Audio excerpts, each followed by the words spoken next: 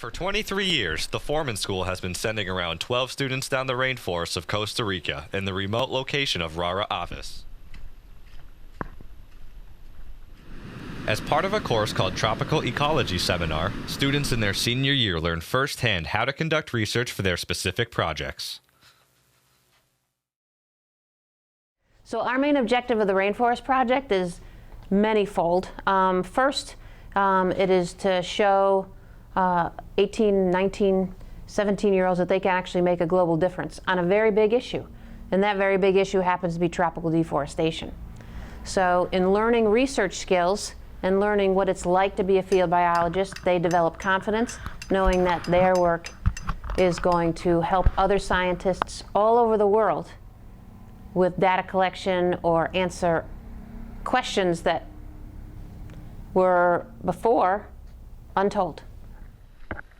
The 2015 Rainforest Project consists of spider silk, birds, reptiles and amphibians, and bioacoustics and telemetry. We are extracting silk from a species of spiders here and working with the silk, testing it, and ultimately making a much more sustainable type of farming here. Yeah, and new extractors are made out of metal, and we are doing double extractions, so silking with two extractors at the same time.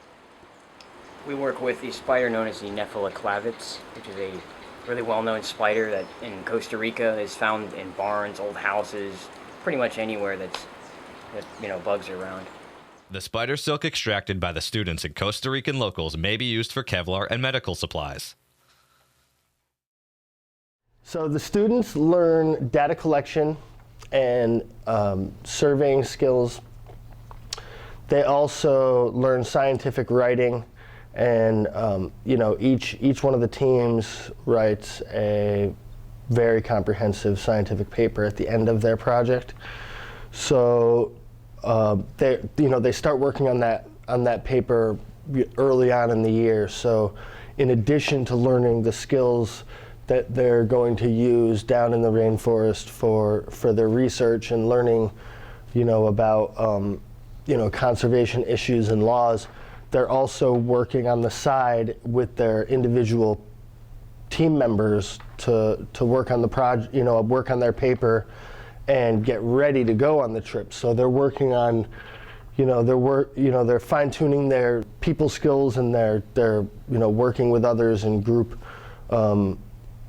In a group situation, they're really working on their time management. And it's a really important factor, when they're combining the work that they're doing in the class and the preparations and work that they're going to be doing down in the rainforest. This program, the Foreman School Rainforest Project, is unique because it allows students to take control of a research project. This isn't just an ecotourism trip or a conservation-themed, science-related trip. These students work for months ahead of time, learning about tropical ecology and devising these projects with the help of their project leaders.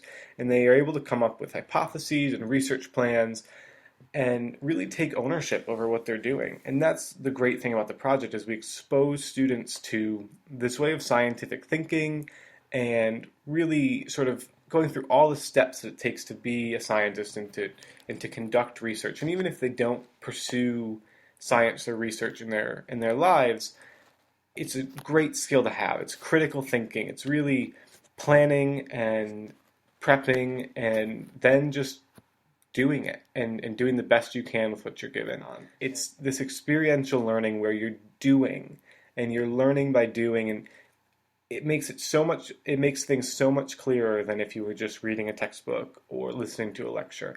To be able to actually put scientific methods and scientific principles into practice is incredible, and it really helps those lessons stick with you so much more than traditional methods of learning.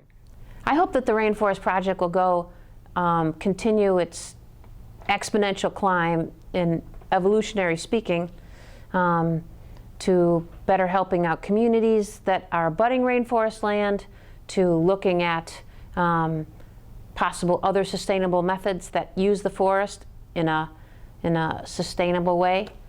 I hope that universities will continue to see us as a group of problem solvers that can gather data where they, number one, maybe they can't get into that region, or they